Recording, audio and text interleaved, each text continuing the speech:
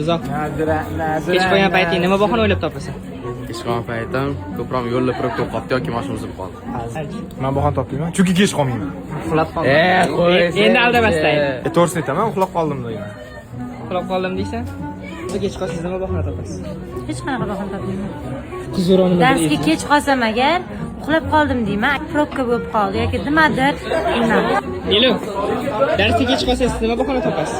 Bahona topmayman. Agar kech qolsam demak bu sababli bo'ladi. Bo'lmasam kech qolmaslikka harakat qilaman. Ko'pincha o'qishimda deb bo'ladi. Kech qolsangiz nima bahona qilasiz? To'g'risini aytaman. Kech qolsangiz nima bahona qilasiz ustozga? Probka ekan. Hozirpasizchi? Men uxlab qolmadim. Kech qolsa nima deb urishasiz uramiz biz? So'tak deyman.